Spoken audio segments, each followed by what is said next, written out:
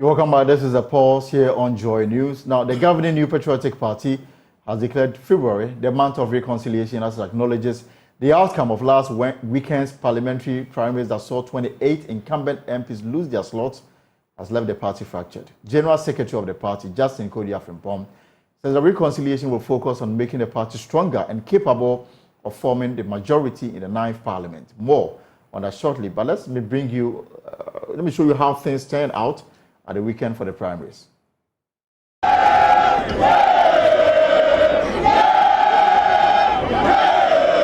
There were heavy casualties in the battle for parliamentary seats in the New Patriotic Party's constituencies. The areas up for contest had incumbent members of parliament facing stiff opposition from other aspirants. In all, 28 incumbent members of parliament lost their seats, bringing to an end their bid to return to parliament next year. Sarah Adwa Safo is included in that list of incumbent MPs who lost their seats. Basically, I'm excited. The Dominican Abenya people have decided it's a massive victory for the NPP. Going forward, I think what we have to do as a party is to unite all of them, the 3 candidates and their followers, and we'll make sure we break the 8. The local people, the constituents themselves are fed up with the honorable member of parliament, and that is what has been translated in this vote that we're seeing today. For now, Aaron Mike Okoye Jr. has the arduous task of securing the next electoral victory for the New Patriotic Party. Ashanti region, the stronghold of the party, also witnessed a shake-up. Eugene Entry, outspoken member of parliament for Subin, who called for the removal of Ken Ofori-Atta as finance minister, is heading home way earlier than he would have imagined. Tina Na Ayele Mensah, Deputy Health Minister. Bright Reku Probe, Deputy Lands and Natural Resources Minister. Gifty Chum Ampofo, Deputy Minister for Education. Frida Prempe, Minister for Sanitation and Water Resources. And Lariba Abudu, Gender and Social Protection Minister, are some of the government appointees who also lost their seats. But some other appointees were spared. That includes Minister for Trade and Industry and MP for Adansia Sokwa, Kabina Tahir Hammond, who was fiery on election day. I am the undefeated, undisputed heavyweight champion of the politics of Adansia. I remain the champion, undefeated, no champion, no liberty.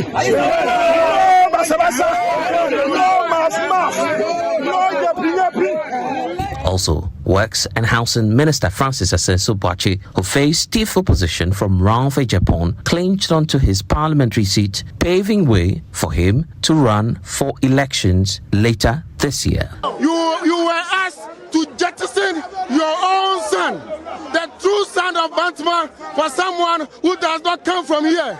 But you said no, that will not happen, and that did not happen.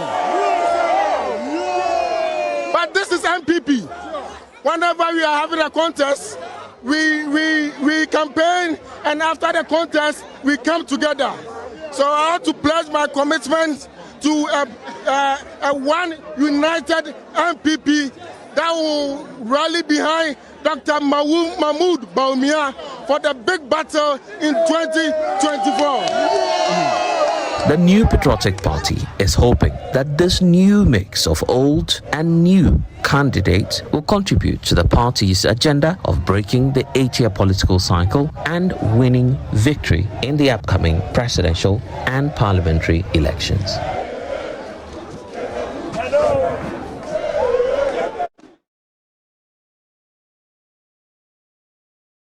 Has been fraught with monetary inducement, making the process expensive for people who aspire to venture into politics, caused by some civil society organizations and well-meaning Ghanaians to reduce or eliminate monetary influence in Ghana's electoral system has not yielded much results. For former chairman of Ghana's Electoral Commission, Dr. Kudra Farijan, the dominance of monetary inducement in elections in the country is a shame, adding that it only defeats the fundamental principles of the country's democracy. What we have now looks like an open market where candidates can freely buy votes and citizens can freely sell their votes in broad daylight, while we all look on seemingly unconcerned. But it is a shameful spectacle. The just-ended NPP's parliamentary primaries is just a tip of the iceberg, but also rekindles a major national concern. The primaries received wide allegations of voter inducement. In the Wejagbawe constituency of the Greater Accra region, delegates alleged that the incumbent MP, Tina Mensah, influenced voters by sharing 2,000 cedis to them, while her contender, Jerry Ahmed, paid 200 Ghana cedis. Some beneficiaries of the inducement did not shy away.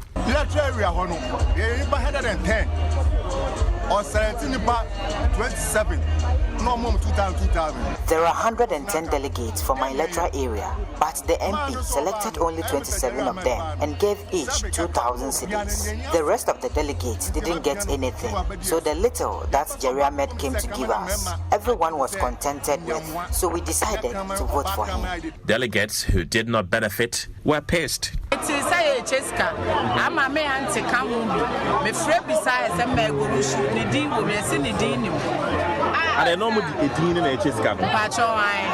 In the Swami constituency of the Ashanti region, the constituency chairman alleged that the delegates were given 50 cedis by the aspirants so as to secure their votes. Delegates in the Doboya constituency in the Northeast region were also not left out, as there were reports of aspirants sharing motorbikes during the elections. But the Ashanti regional chairman of the party, Bernard Nchibuesiakun Elias Chairman Wuntumi, said the monies given out were to serve as transport for delegates. So you see nothing wrong with some of these aspirants giving out money to delegates to vote in their favor? Oh, my brother. You as a journalist, we have to be a reality. Once I'm going, you look for lorry fares. Is it not normal in Ghana?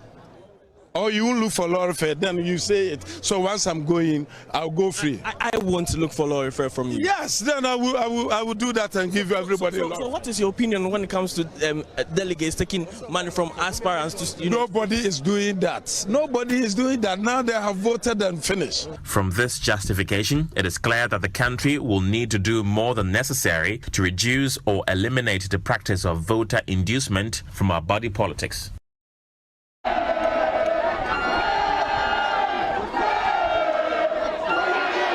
Thunderous jubilations filled the atmosphere as Kwame Ampedu, the Ablekuma Municipal Electoral Officer, declared the final result of the primaries at the Liberty Park in Dansoman. Candidate number 1, Osla Gifty Owusu Ekufu, had 817 votes.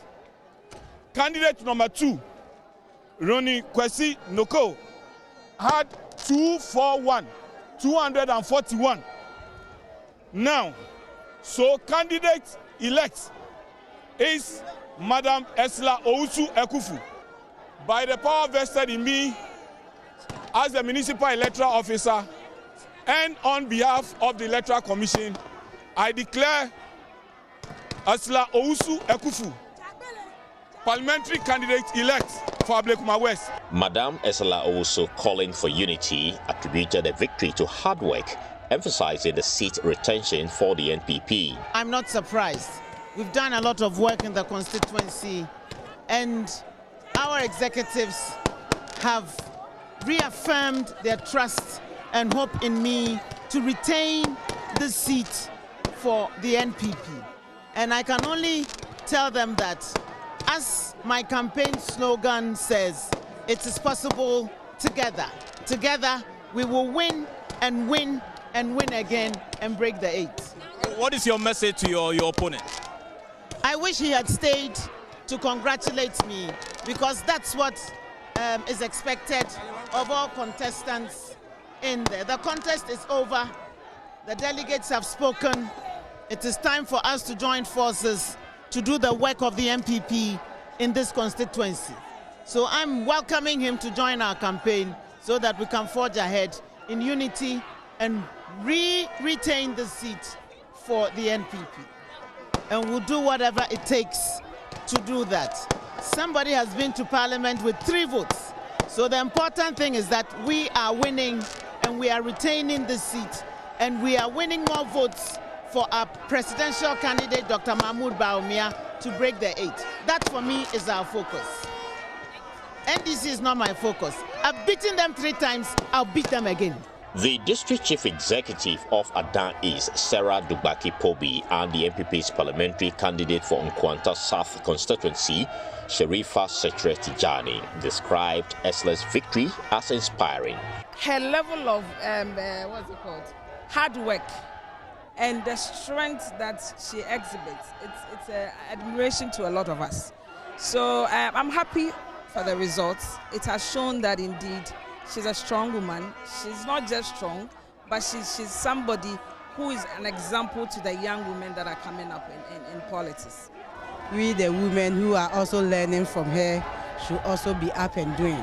And I say congratulations to her. In response to Robert Kwesi Nicole's concerns about campaign and accreditation, the NPP's Director of Communication, Richard Ahiangba, stated that the party is prepared to address the issue if it is brought to their attention. If it gets to the party, they refer to a disciplinary committee. They'll look at it. If there are merits in it, it will be looked at. But as far as I know, I have not seen anything that is done here untoward. And the result will demonstrate to you that it's a unanimous endorsement of the minister. So if it was a close election, then you can make those allegations. But this is a resounding victory. I don't see anything done untoward. But of course, if he has reason to believe that he's been treated unfairly, by all means, he should appeal that or petition the disciplinary committee for some redress. Party faithfuls in the Ablekuma West constituency affirm their determination to maintain the seat for the party in this year's elections. Reporting for Joy News, Carlos Caloni, Ablekuma West constituency, Accra.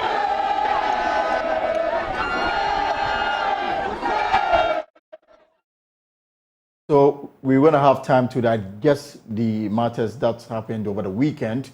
And for a lot of them, the parliamentary primaries was actually their main election because they are just waiting for the roll call on 7th January 2025 to take their seat in parliament. For some of the seats, it is a done deal. But Haruna Mohammed is still here with us. So we're going to go through a lot of things that happened over the weekend. The allegation of vote buying, campaign, and the matters that took place at the ND, and then what the party is doing to resolve it once and for all going forward. What about the 5 constituencies that did not elect their candidates for the elections? But let me quickly pick the talks of the General Secretary of the Great Consolidated Popular Party, GCPP, Ato Dagzi, who was at IPAC today. Mr. Dagzi, good afternoon. Welcome to the Pulse.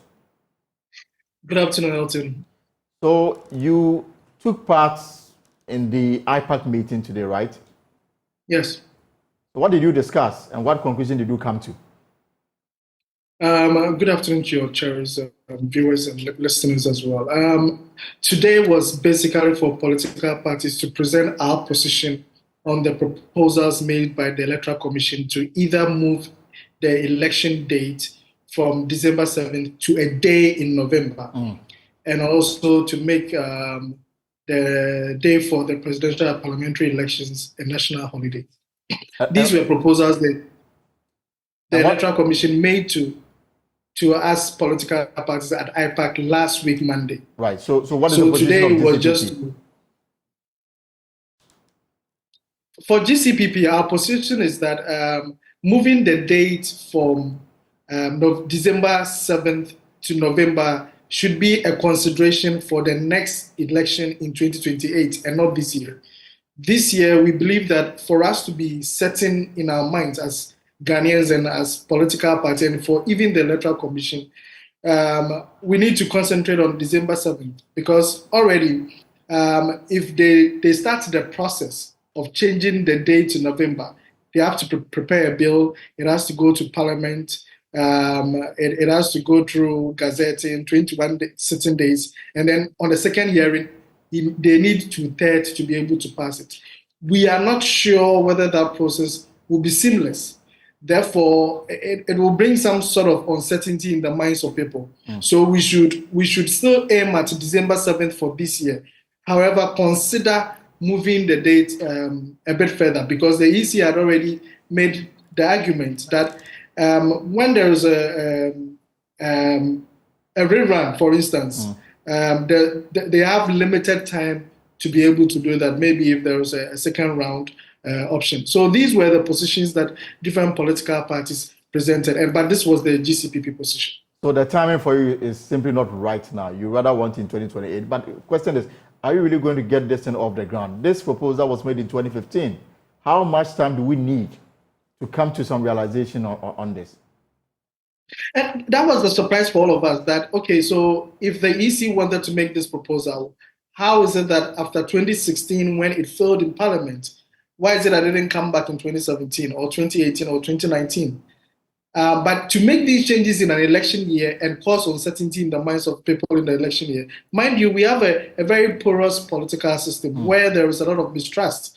So any changes that we are making in an election year brings a whole lot of confusion. And we believe that at least it's something that we should consider. If, for instance, next year, these things, the move for it are considered from next year, I think it's something we should all look at, but not in an election year where we already have a lot of things that we need to deal with. But there was the other issue of making the day a holiday. I think most political parties felt indifferent about it. Whether they make it a holiday or not is indifferent. But for GCPP, our position is that it should be made a national holiday because you need participation.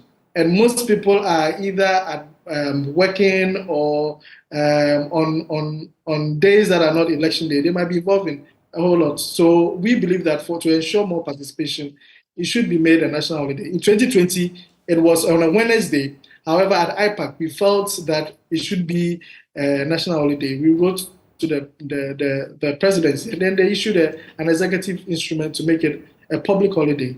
And one holiday in 4 years, we don't think it should be. Absolutely. So my final question before I let you go. So what is the homework for you? Are you going back to the EC on this matter, or is it a closed chapter? Well, after presenting our positions, the Electoral Commission is now to come back to us to convince us of their calendar for the year, because they didn't present their calendar. So we are not too sure, even if they want to still do this, do they have the time? Because mind you, it's an election year. Parliament will not have the normal number of sitting. I think we were also being told by Honorable Obiamor that they'll be going for Easter holidays very soon. So the EC, if want to go ahead with changing the date to November, need to convince all of us that they are capable of going through all the processes and achieving the result that they need at the end of the day. Then we can back them. But for now, no decision has been taken. Right. Thank you very much, Mr. Atula. He's the General Secretary of the Great Consolidated Popular Party, GCPP. Their position is that they are not in for it in 2024. They will only support it in 2020. Now let's come back to the studio and let's deal today with the matters of the NPP. So, Haruna, you saw the videos. There's been allegations of vote buying, campaign. Money clearly played a key role in deciding the outcome of this weekend's parliamentary election. Would you not agree? Elton, there have been videos, as you have said, but there have not been compelling evidence to support those videos. It is very difficult. What more do you need to be convinced that some people were bribed to vote the way they did? Elton, you would know that you did not see any candidate sharing money. You did not see any candidate sharing money, except to hear delegates say she or he did not get this, he had. So these are matters that is based on conjecture, which cannot be confirmed, because these aspirants in question who are perceived to be buying the vote are not directly involved in this particular matter. We are not seeing them executing these vote buying allegations. And it is very difficult. How do you measure vote buying? Measuring it, there has not been any appropriate standard that you measure to say that what this person is doing or what this person is saying amounts to vote buying. You hear some of them say that they are giving them transport. You can't dispute the fact that the person is giving the person transport. We've heard figures like 5,000, 10,000, 10,000 for transport. I'm happy you said you heard. It's like traveling to Burkina Faso or Mali. Yes, it depends upon how generous somebody is going to be to give transportation.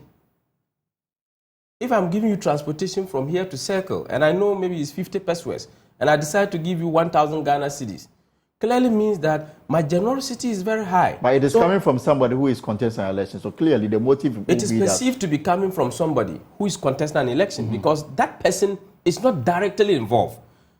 This era we have this electronic world. We have these AI systems. This artificial intelligence. People are using people's voices. Why can't people use people's names? Or people even print ballot or pictures of people and paste them on items and distribute them just to have these people's names be in a very bad light. So these are matters we cannot confirm. These remains allegations until we dig behind the scenes to be able to identify persons behind that so that we can actually confirm as a political party. We, the NPP, frowns on vote buying, and we have made it publicly. In going into the elections, we have what we give to the delegates. In fact, in our party, it is only when they congregate to conduct an election exercise that we call them delegates, but they are officers of the party. So we don't have a category of people called delegates. At a point in time, the function you execute gives you that name, but they are officers of the party. But Haruna, I mean, this has become a regular feature in our internal politics. I mean, as a party, you should be worried about it. You are a deputy general secretary. You may want to move up to a contestable election or a contestable position in the future. Now, this thing is becoming regular. It started some years back. Now it's becoming institutionalized in our body politics. You should be worried as a party. Let's say it's becoming more rampant, but it is not institutionalized because all political parties frowns on vote buying. People who are executing or practicing that is being perceived in the media landscape has to be investigated. Because all of us, as we said, if it is actually true that this is what is being perpetrated, that these persons are engaged in this and it becomes so expensive, then it means that if I seek to occupy a political position, it will become difficult for me. But these are things that are being conducted, things that are being perceived, things that are being posted without a package of evidence to be able to dig out people behind that. For me, I will be all for it, for us to fight the monetization of political systems. However, we have to do it very critically to ensure that we don't hang people just for the sake of perception, but we must do so based on fact. But nevertheless, are you going to look into the allegations that have come up so far? Our party has reporting procedures. We have disciplinary and grievance procedures. How matters are reported to the party. We have sent people to the constituency levels. We have also sent people to the regional levels, i.e. from national and to constituencies from regional. These persons will submit reports to the national. You don't have party. it yet? They will submit reports to us. It happened we don't have those. Yes, okay. I just returned from Eastern region, and I went for my first program and had to rush to Joy to have this. In the Eastern region where you supervise the election, did you come across anything of a sort? Not at all. Not that. There was no allegation of vote buying. My eye has not even seen any shred of such vote buying incidents. But shouldn't the party rather take care of this, transport fares for delegates instead of allowing the aspirants to take advantage of the situation? Too much of meat doesn't spoil the soup because the party gives. If somebody decides that he's going to give you some assistance in terms of transport, as you sit in this studio, you are paid by multimedia. Right. If somebody decides that they get you something at the end of the month for a show of generosity or something that you have done better, I don't think that it is going to cause any harm. So there are always ways of people supporting, but we must always define a certain standard that will be able to measure this attitude of vote buying. Let me find out if Edem Senanu is convinced by your explanation. Mr. Senanu, you're welcome to the post. If you can unmute for me, Mr. Senanu, he is anti-corruption campaigner. Edem, you're welcome. I'm actually unmuted. All right. So you've been listening to Haruna, convinced by his explanation? No, I'm not convinced. It is not sufficient for the party to have a reporting system. They should be, as a party that frowns upon vote buying, they should be scanning the public domain, social media, collecting any such information and proactively investigating it. I think what frightens me the most is when he says that too much meat does not spoil the soup. Yes. I mean, this is not about taking local proverbs when we have an explicit law that says that this is a criminal activity. The distribution of money or resources by a political party or candidate to voters in an upcoming election is called vote buying. And to the extent that voters in an upcoming election can confirm that they received whatever type of resources or money, it means that criminal activity has occurred. Let us not begin to he says there's no evidence. He says there's no evidence that any aspirant is seen giving money. Since he just came back from the Eastern region, he cannot tell that there's no evidence altogether. He should take his time. He should slow down. He should check social media, check all his correspondence, and be sure before he comes out to the public and say there's absolutely no evidence. It's an insult to the people. No, you can come in if you have a reaction to that. Yeah, I think it's an insult to the people of Eastern region. Eastern region, once you are there, you watch the national television. You see, so social media is not only limited to Greater Accra. It's not limited to Accra. So wherever I am, I think that I watch social media. And in fact, I am the national coordinator for detailing of persons to all the centers. The General Secretary has entrusted all this to me to coordinate that. So if you say I have to take time to be able to view the social media, I think it's an insult to the people of Eastern region. Eastern region. But he says that perhaps your response is premature. You should take time to get all the reports that you claim that you are waiting. You can't quickly go in and make judgmental. When something just happened on Saturday, somebody is telling you that he's supposed to take this particular money, he heard somebody is doing that, then you conclude that it is true. As I says it, if we sit in this studio and we are told that it's raining outside, it is not our duty to amplify the rain. It is our duty to open the window and check whether it is actually raining. That is what we have to do. So if you call that the parties must go behind to be able to do proper investigation, I agree with that. But to say that because somebody has so reported, we should agree to that fact, I don't think that is something that we have to agree to. Adam. I don't know what Haruna is talking about, because I haven't said you should agree to anything. I've just said take your time and investigate. The reverse psychology attempt to say it's an insult will not work here. There is no insult being said here. Take the dictionary. Fact is that there is a law in Ghana. If anybody breaches that law, the person is said to have engaged in criminal activity. I'm saying take your time, cross-check. Don't be in a hurry to say nothing of that sort has happened, because we have seen all kinds of reports, branded boxes with names and so forth. Until somebody has done the investigation and say, oh, we checked, this is a fake, it is artificial intelligence, or so and so forth. For now, most of us who've seen things on social media and heard the reportage cannot be sure that what he's saying, he has not provided facts to back what he's saying. So I'm sorry, Mr. Haruna, do the investigation, come and tell us that in the instance of this report and that report, these are your findings, and then all Ghanaians will be comfortable. This is not about rushing to say that nothing has happened. What is the solution? I mean, I guess you've heard this question countless number of times. What really can we do to put it? Otherwise, then we are selling the seas to the highest bidder. And I agree with you. I think that if all the political parties, each time these issues came up, the first response will not be to say it is not true, but to be able to say we are aware of incident A, where it is reported that Mr. B did so and so. We have asked this committee or group of people to investigate. These are their findings. And based on those findings, this is our conclusion. A very systematic approach to dealing with these issues in the public domain will help all of us begin to go to tease between, okay, this is a fake, this is real, it happened or not.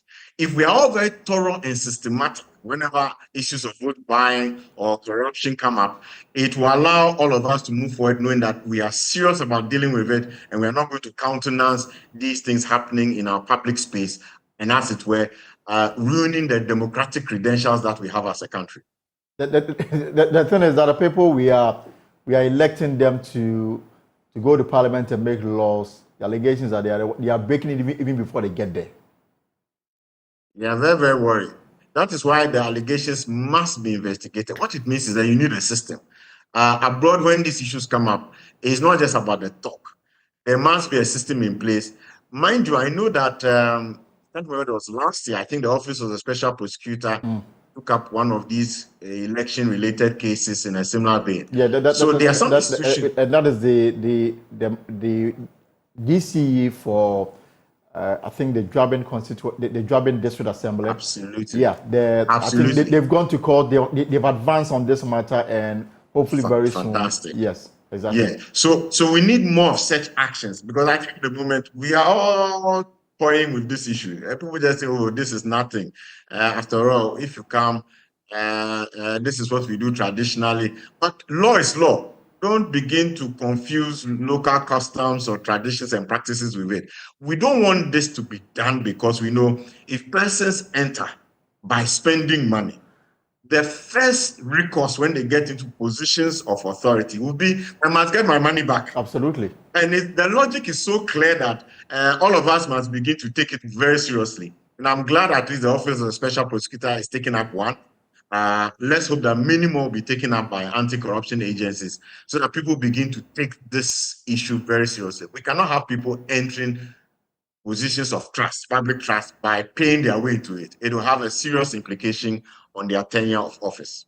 Adam Senam, thank you very much for sharing your thoughts with us on this very important subject. But as we come back to the studio, Haruna, if you have a response, then we can move to the other aspect of the elections over the weekend. Yes. I still repeat, there has not been any law that has been broken. Because there's no evidence. Yes, because there has not been any court or competent court of jurisdiction that has pronounced that this law has been broken. If anybody feels that he has adequate evidence to be able to prosecute that, can proceed to the court.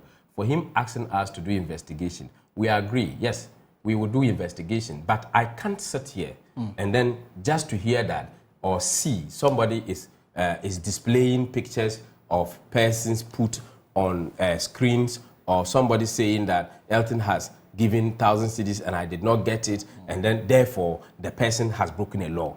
No, who there says that? It must be said by the court. Yes, once there is a law, it's not an individual. That determines that the law has been broken. So therefore, you only go into this matter if there is a complaint with evidence. Yes, but in the absence of that, you will not waste your time on public sentiments. Like I said, we have people that we have sent to the field.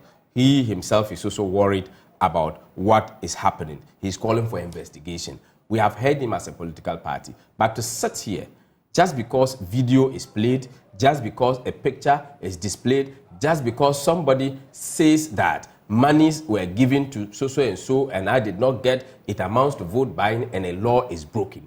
I don't think that is you will not accept that. I would not think that should be applied. So investigation will not be conducted based on public sentiments? Yes. Unless there's evidence? Unless there's clear evidence. And that is the game. We are living in a democracy and we can't just hang people. Even if somebody is sent to the court, the person is not pronounced guilty until the court decides so and says it. And so you can't just say the person has committed that crime. The person is alleged to have committed a crime. But you can't sit and pronounce judgment immediately. We don't do so. Let's talk about Yendi. What reports have you received? We are yet to receive incident reports from the Electoral Commission and the Ghana Police Service, who are doing the representation for us in terms of security arrangement, in terms of the electoral reporting. And we also have our regional and national officers who have gone. We expect to see a written report on that. So don't have any report from Yendi as we speak? We have not received a written report from them, and we also await incidents reports. So therefore, what is the status of the Yendi Parliamentary Primary? Until we get those ones, we've sent them, and then we will expect to get these written reports from them. So until the report comes, there's no election, or because we understand that the third vice chair declared Aliu Mohammed as the winner. There was election. Are you holding him as a winner as we I'm speak saying now? that there was election in Yendi. If you say there was election was conducted, everything had ended. Some issues came up at the time of counting. That's why I'm saying that we are waiting to get incidents reports from these three bodies that I've mentioned. And our national officers who represented the national party were there. The Electoral Commission was the one in charge of the elections, and then the police was in charge of security. I asked because until the report comes, what kind of description are you giving what happened in the end? When it comes, we'll report to you. So therefore what? Has somebody won or is suspended? The outcome is suspended. I'm saying that when the report comes, we'll speak to you. And also a CTFM reporter is claiming that he was assaulted by the Member of Parliament for Yendi. And I also saw a rejoinder that the Member of Parliament for Yendi said he did not assault the reporter. So, and I believe that this is fair in journalism. There's a report and there's a rejoinder to that.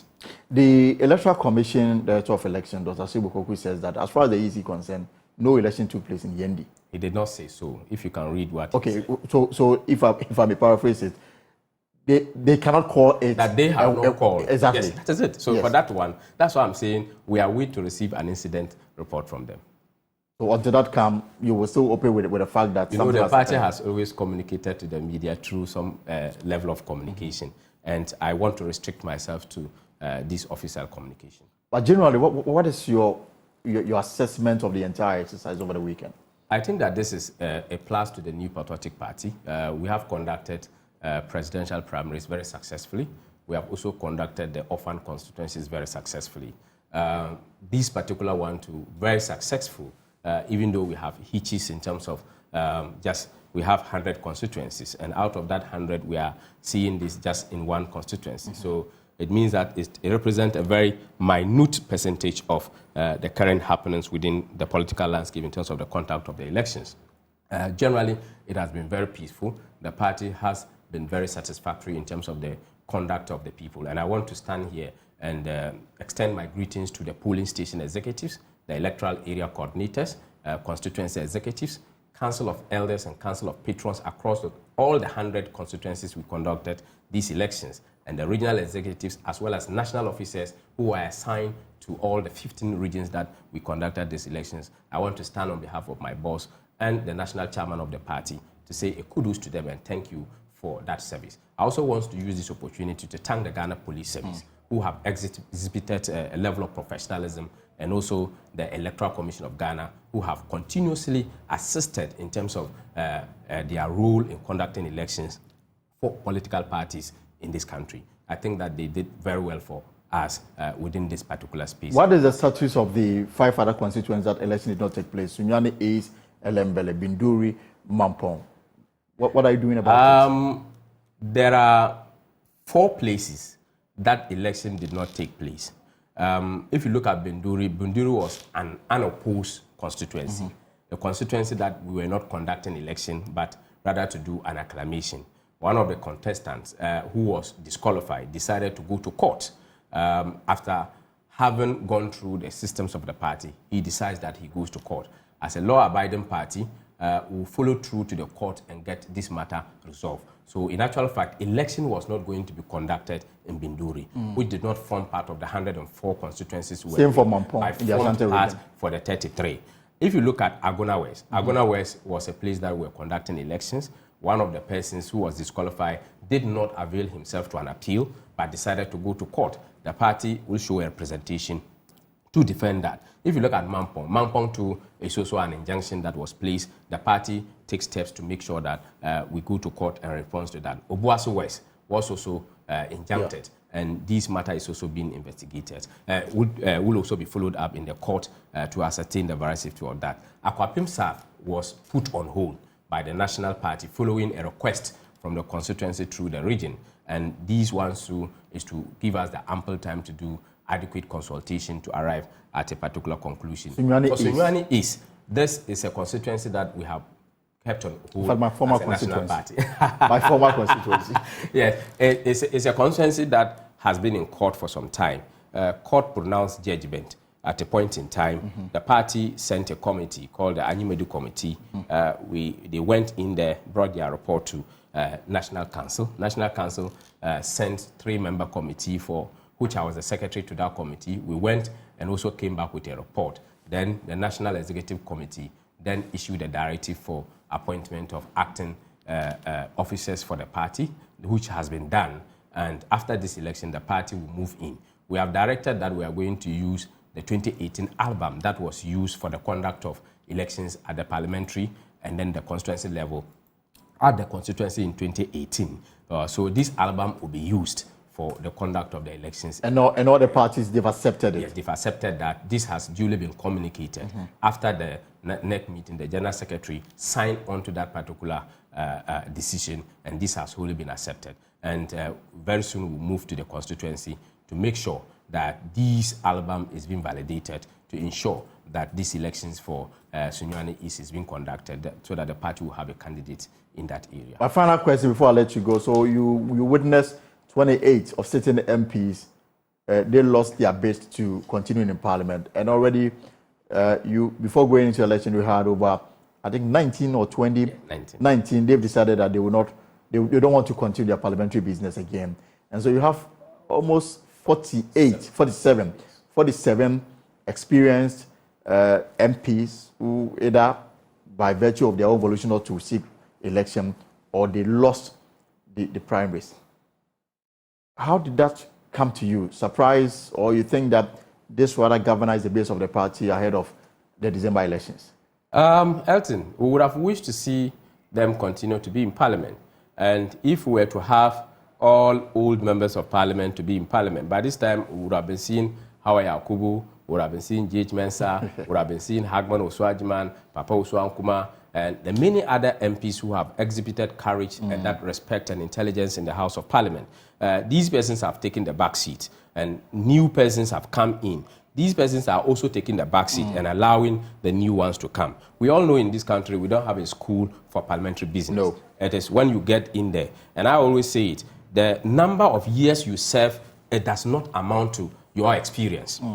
You can be a 1 year old in a particular business setup or an entity, and you have much more experience than somebody who have stayed in that business for more than 20 years. So we expect that these people that have been elected by the delegates of our party to represent us will learn fast on the job. I remember, I won't cut you, but I remember, I was a parliamentary correspondent for one term and I lost my teeth. But TV decided that they will let somebody take over. I have to petition more. You need to. So I remember, I think this was when the 7th Parliament came. I think I was going when I got a call from 2 MPs. And then the conversation was that they had a meeting with the Speaker. The Speaker had told them that get in touch with some of the parliamentary correspondents. They know the rules more than even people who sit in the chamber. Go and learn from them. And so more or less we became like teachers to the new MPs. So I understand you. And I hope that they learn fast on the job. But again, you have 137 MPs in Parliament, in the current Parliament. You need your numbers to prosecute government business on the floor. Here is the case, you have people who may have been disappointed by the outcome of the election. The enthusiasm may no longer be there. What is the party doing to whip them up so that you have all of them participate fully on the business of the floor? I know that these members of Parliament are much aware of a clause in the party's constitution where they are told to publicly uphold the decisions of the party. You've contested an election, you have lost. Does not mean that your membership of the party has changed. Does not also say that your tenure of office as member of Parliament has also ended. Yes. You still have government business to carry through. Yes, it has been very painful to lose election, but there has always been 2 options to election. Either you win or you lose. And as a national party, we call on them to remind themselves that there is a duty to be carried through. And we can only win 2024 general elections to break the 8 if we have a collective effort. And I call on all of them to put the elections behind them and look ahead to ensure that they give more support to the New Patriotic Party. They give support to Parliament to ensure that the resounding victory we await on the 7th of December or the 7th of November, should this be agreed, so that we'll be sworn in at the Black Star Square. Then when is next meeting to consider the running mate? My boss will decide that. You mean the flag bearer of the party? The General Secretary, together with the National Chairman, who calls for meeting. There's no time? The timeline has not been put on this one, but timelines were put when the elections were being run. After the elections is finished, the National Chairman of the party, together with the leader of the party, would take a decision to call. As to when to call the flag bearer to provide the name? To provide which name? The name for the running mate. Oh, I thought we were talking about NEC meeting. No, I mean, it is the NEC that will call. And I think at the last meeting, for the running mate, at the last meeting, the Vice President demanded time. Yeah, now the parliamentary primaries is over. That is for the running mate. It has to be done at National Council. Okay. And which is the second highest decision-making body. He was granted time. I believe that when he exhausts the time, he will come back to National Council for a decision to be made. All right, thank you very much. He will be speaking on 7th of February. All right. Yes, he will speak. And you hope that by that time the running mate will be out or after? He's going to speak to outline his vision. Because since we finished the elections, His Excellency the Vice President and the next President of the Republic of Ghana hasn't spoken. And he's going to make a point to bear to the people of Ghana his vision. Thank you very much. Thank you, Milton. Mohammed, for coming through. Thank you for having me. We wish the party the very best as you head towards the elections in December. I use the opportunity to call on multimedia to support us. To get. You've always been supportive of the political parties. I'm calling for ours. Support us to break the 8. And I believe that we're giving you the media freedom. We extend that to include many more other support systems that will expand and engender media freedom. Right, Haruna Mohammed is the Deputy General Secretary of the NPP. This is The Pulse with me, Elton, but we're taking a short break and we'll be back.